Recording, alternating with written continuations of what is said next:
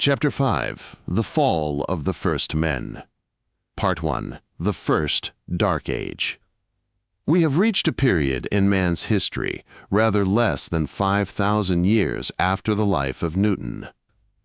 In this chapter we must cover about 115,000 years, and in the next chapter another 10 million years. That will bring us to a point as remotely future from the first world state as the earliest anthropoids were remotely past. During the first tenth of the first million years after the fall of the world state, during 100,000 years, man remained in complete eclipse. Not till the close of this span, which we will call the First Dark Age, did he struggle once more from savagery through barbarism into civilization. And then his renaissance was relatively brief. From its earliest beginnings to its end, it covered only 15,000 years. And in its final agony, the planet was so seriously damaged that mind lay henceforth in deep slumber for 10 more millions of years. This was the Second Dark Age. Such is the field which we must observe in this and the following chapter.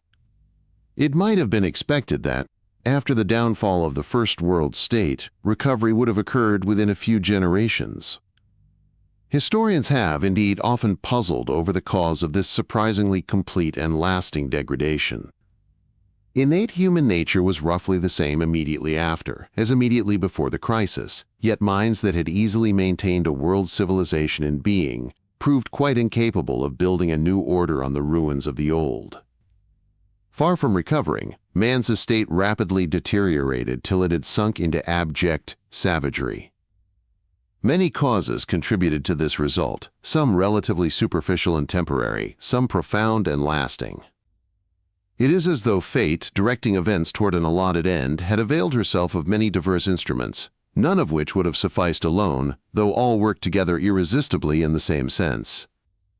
The immediate cause of the helplessness of the race during the actual crisis of the world state was, of course, the vast epidemic of insanity and still more widespread deterioration of intelligence, which resulted from the use of microbes. This momentary seizure made it impossible for man to check his downfall during its earliest and least unmanageable stage. Later, when the epidemic was spent, even though civilization was already in ruins, a concerted effort of devotion might yet have rebuilt it on a more modest plan. But among the first men, only a minority had ever been capable of wholehearted devotion. The great majority were by nature too much obsessed by private impulses. And in this black period, such was the depth of disillusion and fatigue that even normal resolution was impossible. Not only man's social structure, but the structure of the universe itself, it seemed, had failed. The only reaction was supine despair. 4,000 years of routine had deprived human nature of all its suppleness. To expect these beings to refashion their whole behavior were scarcely less unreasonable than to expect ants, when their nest was flooded, to assume the habits of water beetles.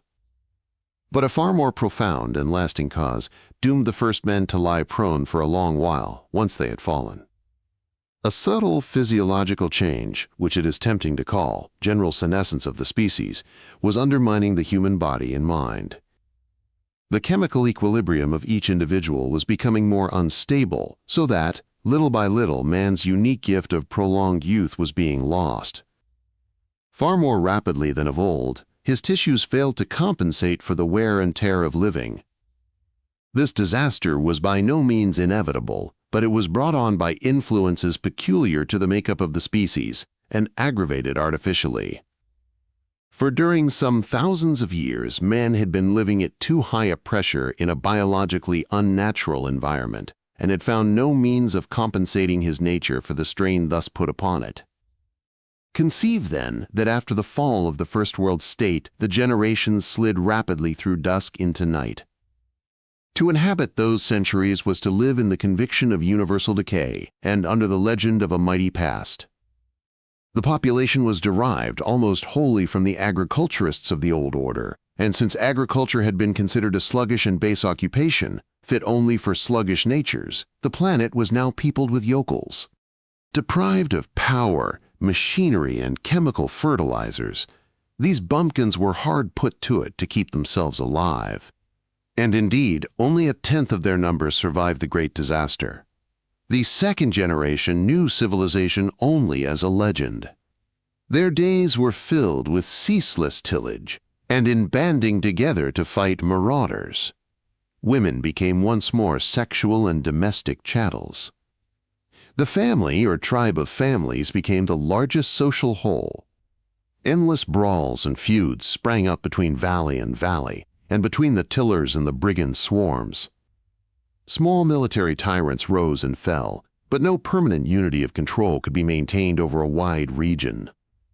There was no surplus wealth to spend on such luxuries as governments and trained armies. Thus, without appreciable change, the millennia dragged on in squalid drudgery. For these latter-day barbarians were hampered by living in a used planet. Not only were coal and oil no more, but almost no mineral wealth of any kind remained within reach of their feeble instruments and wits. In particular, the minor metals, needed for so many of the multifarious activities of developed material civilization, had long ago disappeared from the more accessible depths of the Earth's crust. Tillage, moreover, was hampered by the fact that iron itself, which was no longer to be had without mechanical mining, was now inaccessible. Men had been forced to resort once more to stone implements, as their first human ancestors had done. But they lacked both the skill and the persistence of the ancients. Not for them the delicate flaking of the Paleoliths nor the smooth symmetry of the Neoliths. Their tools were but broken pebbles, chipped improvements upon natural stones. On almost every one they engraved the same pathetic symbol, the swastika or cross, which had been used by the first men as a sacred emblem throughout their existence, though with varying significance. In this instance, it had originally been the figure of an aeroplane diving to destruction and had been used by the rebels to symbolize the downfall of Gordelpus in the state. But subsequent generations reinterpreted the emblem as the sign manual of a divine ancestor and as a memento of the golden age from which they were destined to decline forever, or until the gods should intervene. Almost one might say that in its persistent use of this symbol, the first human species unwittingly epitomized its own dual and self-thwarting nature. The idea of irresistible decay obsessed the race at this time. The generation which brought about the downfall of the world state oppressed its juniors with stories of past amenities and marvels, and hugged to itself the knowledge that the young men had not the wit to rebuild such complexity. Generation by generation, as the circumstances of actual life became more squalid, the legend of past glory became more extravagant. The whole mass of scientific knowledge was rapidly lost, save for a few shreds which were of practical service even in savage life. Fragments of the old culture were indeed preserved in the tangle of folklore that meshed the globe, but they were distorted beyond recognition. Thus, there was a widespread belief that the world had begun as fire, and that life had evolved out of the fire. After the apes had appeared, evolution ceased, so it was said, until divine spirits came down and possessed the female apes, thereby generating human beings. Thus had arisen the golden age of the divine ancestors. But unfortunately, after a while, the beast in man had triumphed over the god, so that progress had given place to age-long decay. And indeed, decay was now unavoidable, until such time as the gods should see fit to come down to cohabit with women and fire the race once more.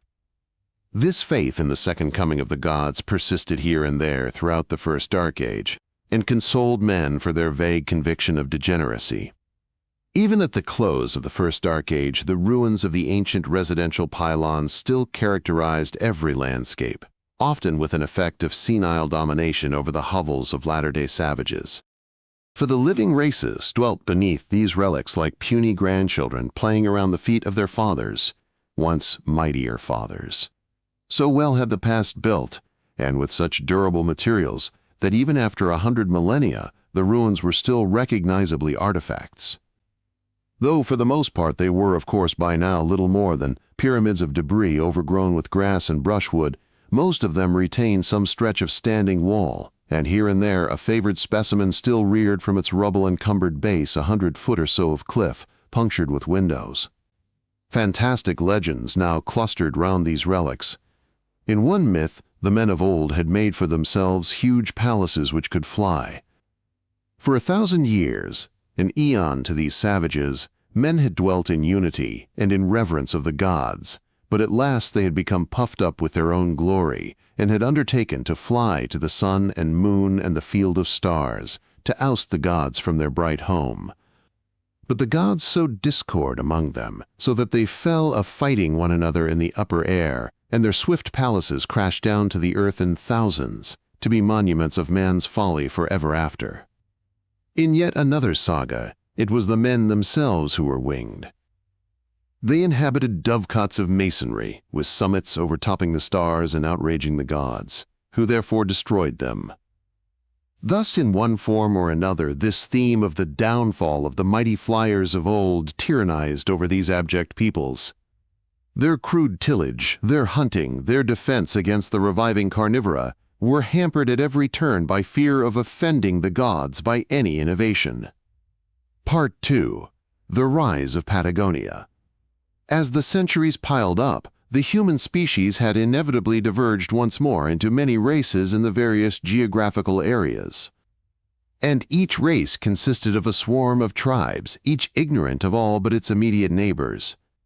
After many millennia, this vast diversification of stocks and cultures made it possible for fresh biological transfusions and revivifications to occur. At last, after many racial copulations, a people arose in whom the ancient dignity of humanity was somewhat restored. Once more there was a real distinction between the progressive and the backward regions, between primitive and relatively enlightened cultures. This rebirth occurred in the southern hemisphere.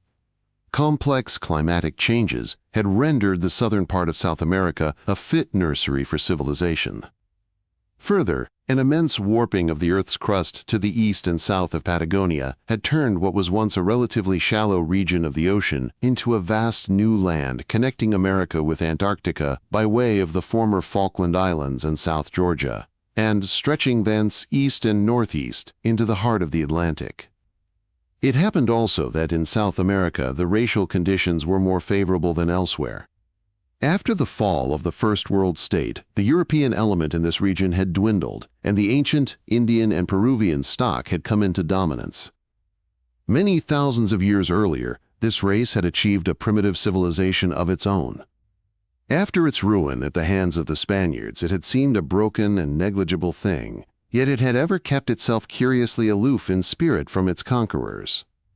Though the two stocks had mingled inextricably, there remained ever in the remoter parts of this continent a way of life which was foreign to the dominant Americanism. Superficially Americanized, it remained fundamentally Indian and unintelligible to the rest of the world. Throughout the former civilization, this spirit had lain dormant like a seed in winter, but with the return of barbarism it had sprouted, and quietly spread in all directions. From the interaction of this ancient primitive culture and the many other racial elements left over in the continent from the old cosmopolitan civilization, civil life was to begin once more. Thus, in a manner, the Incas were at last to triumph over their conquerors. Various causes, then, combined in South America, and especially in the new and virgin plains of Patagonia, to bring the first Dark Age to an end. The great theme of mind began to repeat itself, but in a minor key, for a grave disability hampered the Patagonians. They began to grow old before their adolescence was completed. In the days of Einstein, an individual's youth lasted some 25 years, and under the world state it had been artificially doubled. After the downfall of civilization, the increasing natural brevity of the individual life was no longer concealed by artifice, and at the end of the first Dark Age, a boy of 15 was already settling into middle age. Patagonian civilization at its height afforded considerable ease and security of life and enabled man to live to 70 or even 80, but the period of sensitive and supple youth remained at the very best little more than a decade and a half. Thus, the truly young were never able to contribute to culture before they were already at heart middle-aged. At 15, their bones were definitely becoming brittle, their hair grizzled, their faces lined. Their joints and muscles were stiffening, their brains were no longer quick to learn new adjustments, their fervor was evaporating. It may seem strange that under these circumstances any kind of civilization could be achieved by the race, that any generation should ever have been able to do more than learn the tricks of its elders. Yet in fact, though progress was never swift, it was steady.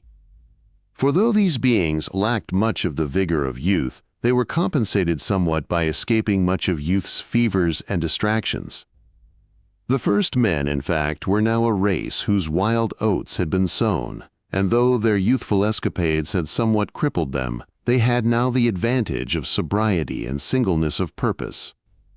Though doomed by lassitude and a certain fear of extravagance to fall short of the highest achievements of their predecessors, they avoided much of the wasteful incoherence and mental conflict which had tortured the earlier civilization at its height, though not in its decline. Moreover, because their animal nature was somewhat subdued, the Patagonians were more capable of dispassionate cognition and more inclined toward intellectualism.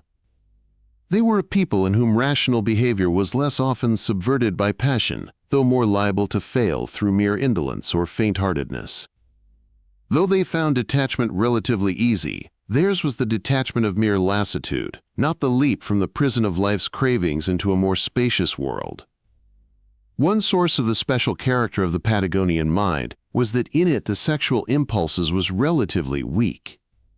Many obscure causes had helped to temper that lavish sexuality, in respect of which the first human species differed from all other animals, even the continuously sexual apes.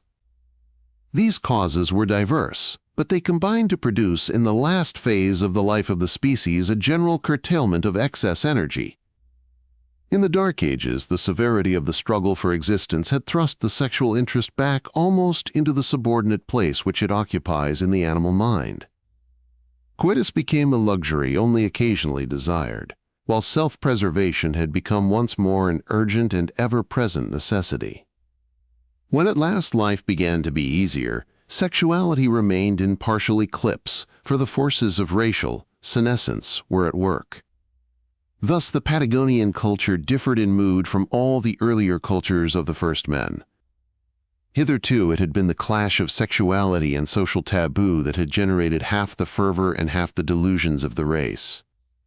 The excess energy of a victorious species, directed by circumstance into the great river of sex, and dammed by social convention, had been canalized for 1,000 labors. And though often it would break loose and lay all waste before it, in the main it had been turned to good account. At all times, indeed, it had been prone to escape in all directions and carve out channels for itself, as a lopped tree stump sends forth not one but a score of shoots. Hence the richness, diversity, incoherence, violent and uncomprehended cravings and enthusiasms of the earlier peoples. In the Patagonians there was no such luxuriance. That they were not highly sexual was not in itself a weakness. What mattered was that the springs of energy which formerly happened to flood into the channel of sex were themselves impoverished. Conceive, then, a small and curiously sober people established east of the ancient Bahia Blanca, and advancing century by century over the plains and up the valleys. In time it reached and encircled the heights, which were once the island of South Georgia, while to the north and west it spread into the Brazilian highlands and over the Andes. Definitely of higher type than any of their neighbors, definitely more vigorous and acute, the Patagonians were without serious rivals. And since by temperament they were peaceable and conciliatory, their cultural progress was little delayed, either by military imperialism or internal strife.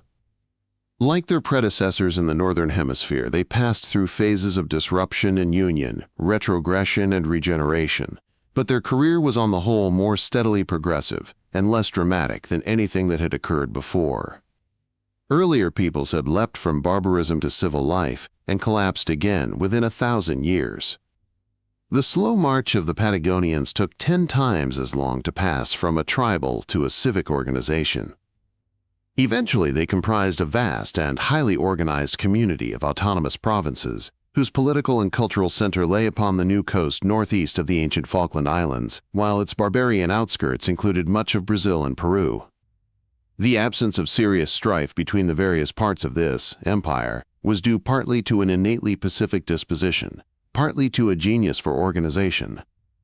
These influences were strengthened by a curiously potent tradition of cosmopolitanism, or human unity, which had been born in the agony of disunion before the days of the world state, and was so burnt into men's hearts that it survived as an element of myth, even through the Dark Age. So powerful was this tradition that even when the sailing ships of Patagonia had founded colonies in remote Africa and Australia, these new communities remained at heart one with the mother country. Even when the almost Nordic culture of the new and temperate Antarctic coasts had outshone the ancient center, the political harmony of the race was never in danger. Part 3. The Cult of Youth. The Patagonians passed through all the spiritual phases that earlier races had experienced, but in a distinctive manner. They had their primitive tribal religion, derived from the dark past and based on the fear of natural forces. They had their monotheistic impersonation of power as a vindictive creator. Their most adored racial hero was a god-man who abolished the old religion of fear. They had their phases also of devout ritual, and their phases of rationalism, and again their phases of empirical curiosity. Most significant for the historian who would understand their special mentality is the theme of the God-man. So curiously did it resemble, yet differ from, similar themes in earlier cultures of the first human species. He was conceived as eternally adolescent, and as mystically the son of all men and women. Far from being the elder brother, he was the favorite child, and indeed he epitomizes that youthful energy and enthusiasm which the race now guessed was slipping away from it. Though the sexual interest of this people was weak, the parental interest was curiously strong. But the worship of the favorite son was not merely parental. It expressed also both the individual's craving for his own lost youth and his obscure sense that the race itself was senescent. It was believed that the prophet had actually lived a century as a fresh adolescent. He was designated the boy who refused to grow up. And this vigor of will was possible to him, it was said, because in him the feeble vitality of the race was concentrated many millionfold. For he was the fruit of all parental passion that ever was and would be, and as such he was divine. Primarily he was the Son of Man, but also he was God. For God, in this religion, was no prime creator, but the fruit of man's endeavor. The creator was brute power, which had quite inadvertently begotten a being nobler than itself. God, the adorable, was the eternal outcome of man's labor in time, the eternally realized promise of what man himself should become. Yet though this cult was based on the will for a young-hearted future, it was also overhung by a dread, almost at times a certainty, that in fact such a future would never be, that the race was doomed to grow old and die, that spirit could never conquer the corruptible flesh, but must fade and vanish. Only by taking to heart the message of the divine boy, it was said, could man hope to escape this doom. Such was the legend. It is instructive to examine the reality. The actual individual in whom this myth of the favorite son was founded was indeed remarkable. Born of shepherd parents among the southern Andes, he had first become famous as the leader of a romantic youth movement, and it was this early stage of his career that won him followers. He urged the young to set an example to the old, to live their own life undaunted by conventions, to enjoy, to work hard but briefly, to be loyal comrades. Above all, he preached the religious duty of remaining young in spirit. No one, he said, need grow old if he willed earnestly not to do so, if he would but keep his soul from falling asleep, his heart open to all rejuvenating influences and shut to every breath of senility. The delight of soul in soul, he said, was the great rejuvenator. It recreated both lover and beloved. If Patagonians would only appreciate each other's beauty without jealousy, the race would grow young again. And the mission of his ever-increasing band of youth was nothing less than the rejuvenation of man. The propagation of this attractive gospel was favored by a seeming miracle. The prophet turned out to be biologically unique among Patagonians. When many of his coevals were showing signs of senescence, he remained physically young. Also, he possessed a sexual vigor which, to the Patagonians, seemed miraculous. And since sexual taboo was unknown, he exercised himself so heartily in lovemaking that he had paramours in every village, and presently his offspring were numbered in hundreds. In this respect, his followers strove hard to live up to him, though with small success. But it was not only physically that the prophet remained young. He preserved also a strikingly youthful agility of mind. His sexual prodigality, though startling to his contemporaries, was in him a temperate overflow of surplus energy. Far from exhausting him, it refreshed him. Presently, however, this exuberance gave place to a more sober life of work and meditation. It was in this period that he began to differentiate himself mentally from his fellows. For at 25, when most Patagonians were deeply settled into a mental groove, he was still battling with successive waves of ideas and striking out into the unknown. Not till he was 40, and still physically in earliest prime, did he gather his strength and deliver himself of his mature gospel. This, his considered view of existence, turned out to be almost unintelligible to Patagonians. Though in a sense it was an expression of their own culture, it was an expression upon a plane of vitality to which very few of them could ever reach. The climax came when, during a ceremony in the supreme temple of the capital city, while the worshippers were all prostrated before the hideous image of the Creator, the ageless prophet strode up to the altar, regarded first the congregation and then the god, burst into a hearty peal of laughter, slapped the image resoundingly and cried, "Ugly, I salute you, not as almighty, but as the greatest of all jokers." To have such a face, and yet to be admired for it, to be so empty and yet so feared, instantly there was hubbub. But such was the young iconoclast's godlike radiance, confidence, unexpectedness, and such his reputation as the miraculous boy, that when he turned upon the crowd, they fell silent and listened to his scolding.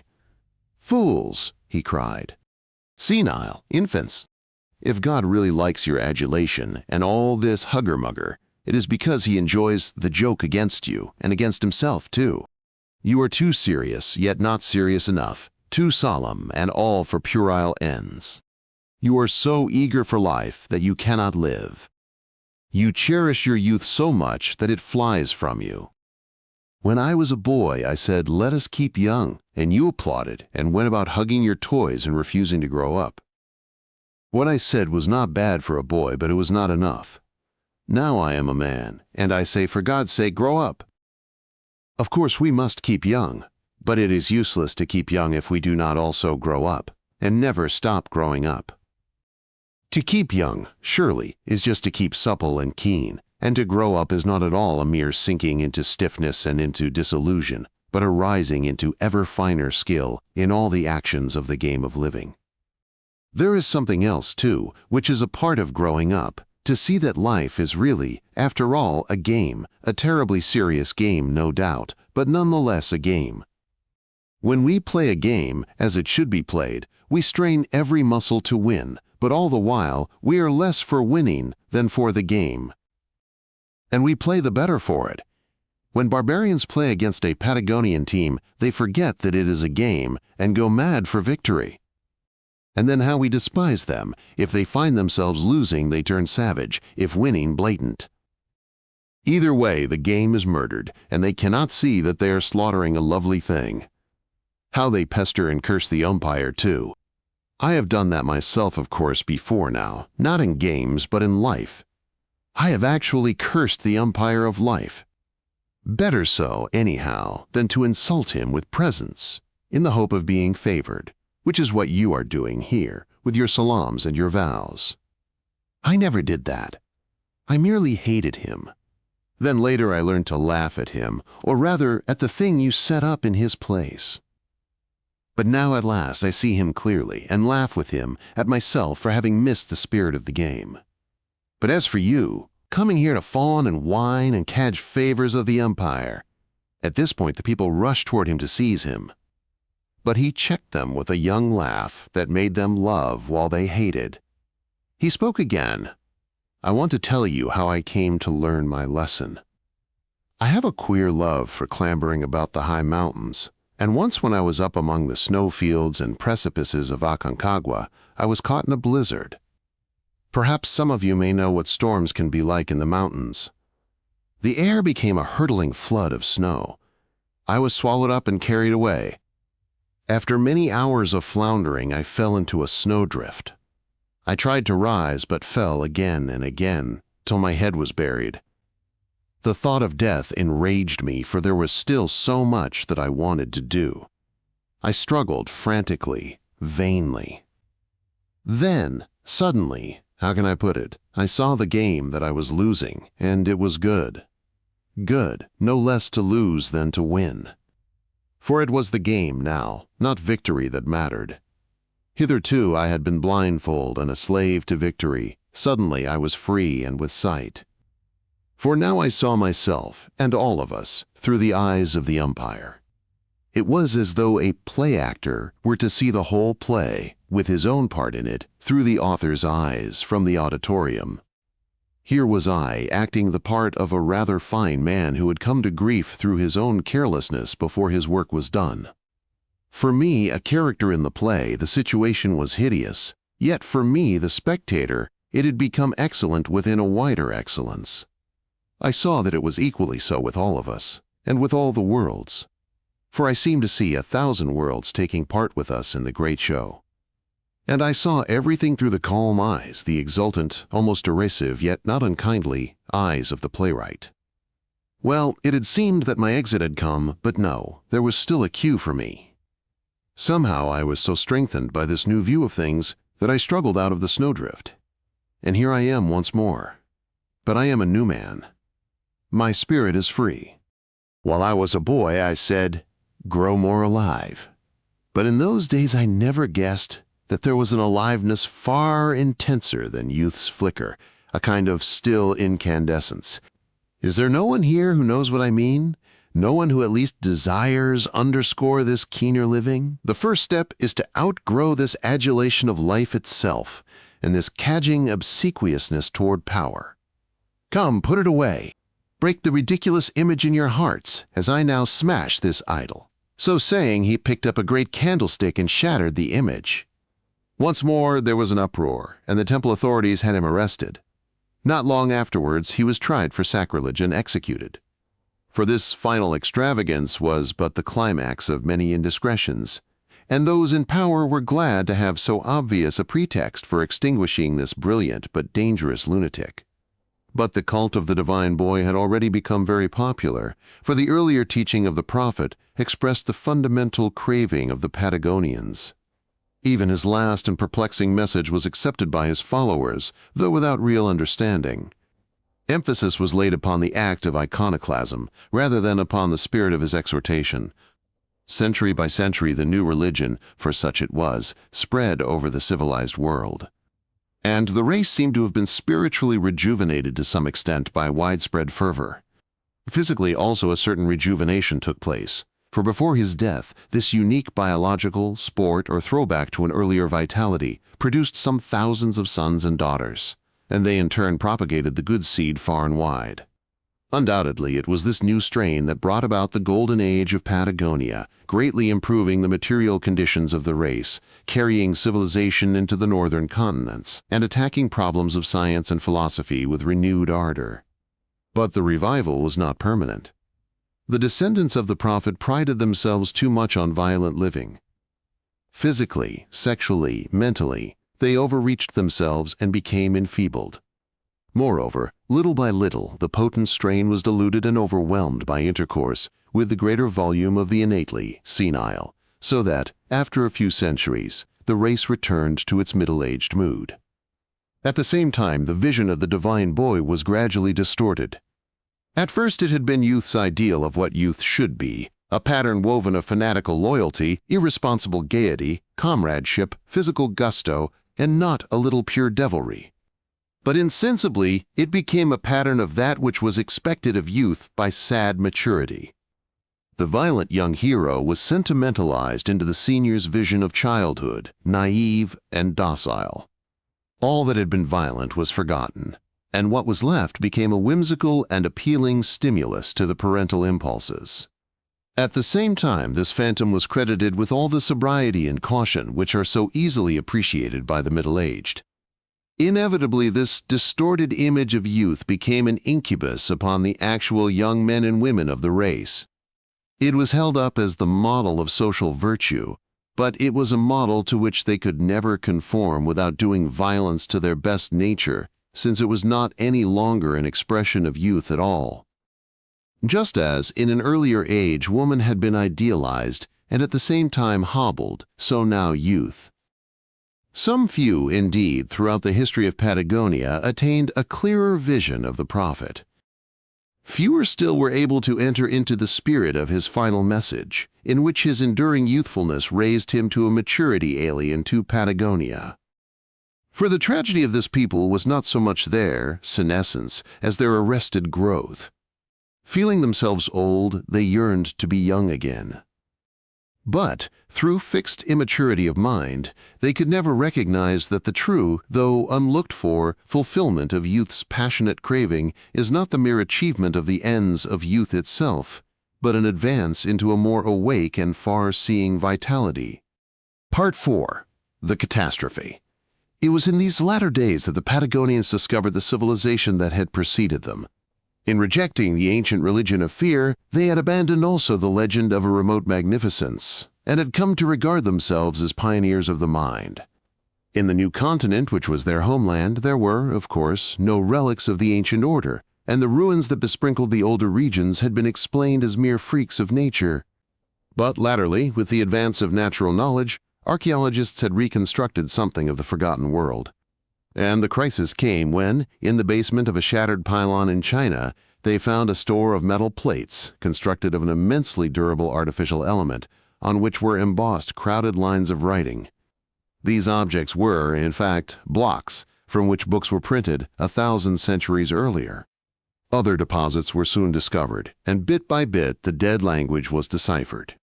Within 3 centuries, the outline of the ancient culture was laid bare, and presently the whole history of man's rise and ruin fell upon this latter-day civilization with crushing effect, as though an ancient pylon were to have fallen on a village of wigwams at its foot.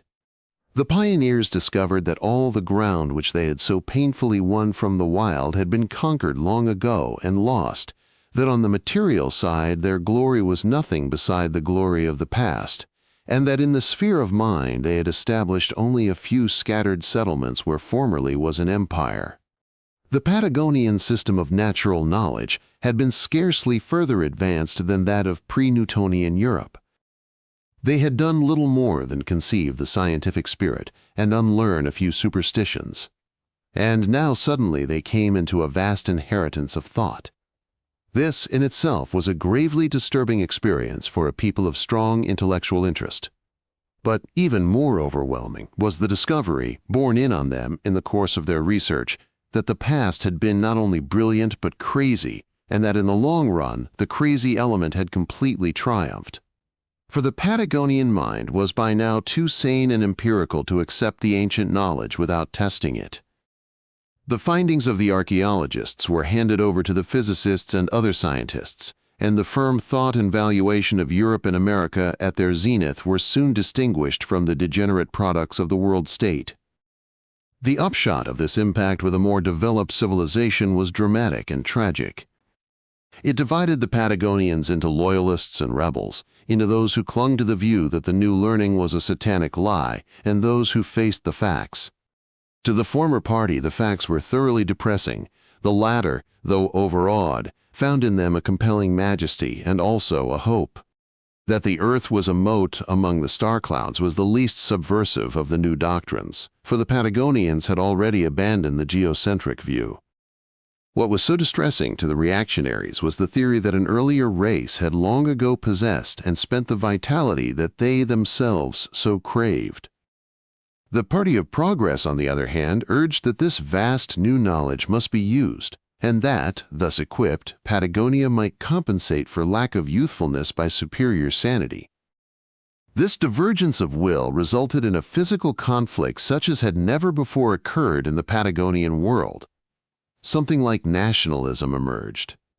The more vigorous Antarctic coasts became modern, while Patagonia itself clung to the older culture. There were several wars, But as physics and chemistry advanced in Antarctica, the Southerners were able to devise engines of war which the Northerners could not resist. In a couple of centuries, the new culture had triumphed. The world was once more unified. Hitherto, Patagonian civilization had been of a medieval type. Under the influence of physics and chemistry, it began to change. Wind and water power began to be used for the generation of electricity. Vast mining operations were undertaken in search of the metals and other minerals which no longer occurred at easy depths. Architecture began to make use of steel. Electrically driven aeroplanes were made, but without real success. And this failure was symptomatic, for the Patagonians were not sufficiently foolhardy to master aviation, even had their planes been more efficient. They themselves naturally attributed their failure wholly to lack of a convenient source of power, such as the ancient petrol. Indeed, this lack of oil and coal hampered them at every turn. Volcanic power, of course, was available, but never having been really mastered by the more resourceful ancients, it defeated the Patagonians completely. As a matter of fact, in wind and water they had all that was needed. The resources of the whole planet were available, and the world population was less than 100 million. With this source alone, they could never, indeed, have competed in luxury with the earlier world state, but they might well have achieved something like utopia. But this was not to be. Industrialism, though accompanied by only a slow increase of population, produced in time most of the social discords which had almost ruined their predecessors. To them it appeared that all their troubles would be solved if only their material power were far ampler. The strong and scarcely rational conviction was a symptom of their ruling obsession, the craving for increased vitality. Under these circumstances, it was natural that one event and one strand of ancient history should fascinate them. The secret of limitless material power had once been known and lost. Why should not Patagonians rediscover it and use it with their superior sanity to bring heaven on earth? The ancients, no doubt, did well to forego this dangerous source of power, but the Patagonians, level-headed and single-minded, need have no fear. Some, indeed, considered it less important to seek power than to find a means of checking biological senescence. But, unfortunately, though physical science had advanced so rapidly, the more subtle biological sciences had remained backward, largely because among the ancients themselves little more had been done than to prepare their way. Thus it happened that the most brilliant minds of Patagonia, fascinated by the prize at stake, concentrated upon the problem of matter. The state encouraged this research by founding and endowing laboratories whose avowed end was this sole work. The problem was difficult, and the Patagonian scientists, though intelligent, were somewhat lacking in grit. Only after some 500 years of intermittent research was the secret discovered, or partially so. It was found possible, by means of a huge initial expenditure of energy, to annihilate the positive and negative electric charges in one not very common kind of atom.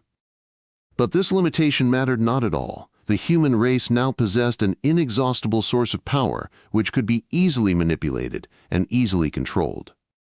But though controllable, the new gift was not foolproof, and there was no guarantee that those who used it might not use it foolishly or inadvertently let it get out of hand.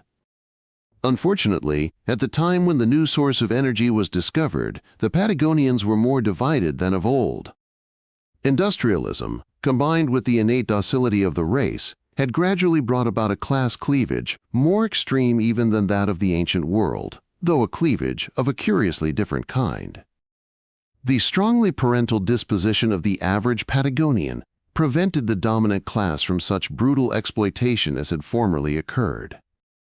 Save during the first century of industrialism, there was no serious physical suffering among the proletariat. A paternal government saw to it that all Patagonians were at least properly fed and clothed, that all had ample leisure and opportunities of amusement. At the same time, they saw to it also that the populace became more and more regimented. As in the First World State, civil authority was once more in the hands of a small group of masters of industry, but with a difference. Formerly, the dominant motive of big business had been an almost mystical passion for the creation of activity. Now the ruling minority regarded themselves as standing towards the populace in loco parentis underscore and aimed at creating a young-hearted people, simple, gay, vigorous, and loyal. Their ideal of the state was something between a preparatory school under a sympathetic but strict adult staff and a joint stock company in which the shareholders retained only one function: to delegate their powers thankfully to a set of brilliant directors. That the system had worked so well and survived so long was due not only to innate Patagonian docility, but also to the principle by which the governing class recruited itself. One lesson, at least, had been learned from the bad example of the earlier civilization, namely respect for intelligence. By a system of careful testing, the brightest children were selected from all classes and trained to be governors. Even the children of the governors themselves were subjected to the same examination, and only those who qualified were sent to the schools for young governors. Some corruption no doubt existed, but in the main this system worked. The children thus selected were very carefully trained in theory and practice as organizers, scientists, priests, and logicians. The less brilliant children of the race were educated very differently from the young governors. It was impressed on them that they were less able than the others. They were taught to respect the governors as superior beings, who were called upon to serve the community in specially skilled and arduous work, simply because of their ability. It would not be true to say that the less intelligent were educated merely to be slaves. Rather, they were expected to be the docile, diligent, and happy sons and daughters of the fatherland. They were taught to be loyal and optimistic. They were given vocational training for their various occupations and encouraged to use their intelligence as much as possible upon the plane suited to it. But the affairs of the state and the problems of religion and theoretical science were strictly forbidden. The official doctrine of the beauty of youth was fundamental in their education. They were taught all the conventional virtues of youth, and in particular modesty and simplicity. As a class, they were extremely healthy, for physical training was a very important part of education in Patagonia. Moreover, the universal practice of sunbathing, which was a religious rite, was especially encouraged among the proletariat, as it was believed to keep the body young and the mind placid. The leisure of the governed class was devoted mostly to athletics and other sport, physical and mental. Music and other forms of art were also practiced, for these were considered fit occupations for juveniles. The government exercised a censorship over artistic products, but it was seldom enforced, for the common folk of Patagonia were mostly too phlegmatic and too busy to conceive anything but the most obvious and respectable art. They were fully occupied with work and pleasure. They suffered no sexual restraints. Their impersonal interests were satisfied with the official religion of youth worship and loyalty to the community. This placid condition lasted for some 400 years after the first century of industrialism. But as time passed, the mental difference between the two classes increased. Superior intelligence became rarer and rarer among the proletariat. The governors were recruited more and more from their own offspring, until finally they became an hereditary caste. The gulf widened. The governors began to lose all mental contact with the governed. They made a mistake which could never have been committed had their psychology kept pace with their other sciences. Ever confronted with the workers' lack of intelligence, they came to treat them more and more as children, and forgot that, though simple, they were grown men and women who needed to feel themselves as free partners in a great human enterprise. Formerly, this illusion of responsibility had been sedulously encouraged. But as the gulf widened, the proletarians were treated rather as infants than as adolescents, rather as well-cared-for domestic animals than as human beings. Their lives became more and more minutely, though benevolently, systematized for them. At the same time, less care was taken to educate them up to an understanding and appreciation of the common human enterprise. Under these circumstances, the temper of the people changed. Though their material condition was better than had ever been known before, save under the First World State, they became listless, discontented, mischievous, ungrateful to their superiors. Such was the state of affairs when the new source of energy was discovered.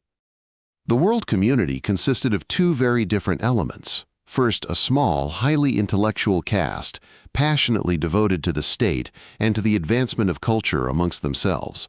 And, second, a much more numerous population of rather obtuse, physically well cared for and spiritually starved industrialists. A serious clash between the two classes had already occurred over the use of a certain drug, favored by the people for the bliss it produced, forbidden by the governors for its evil after-effects. The drug was abolished, but the motive was misinterpreted by the proletariat. This incident brought to the surface a hate that had for long been gathering strength in the popular mind, though unwittingly. When rumor got afoot that in future mechanical power would be unlimited, the people expected a millennium. Everyone would have his own limitless source of energy. Work would cease. Pleasure would be increased to infinity.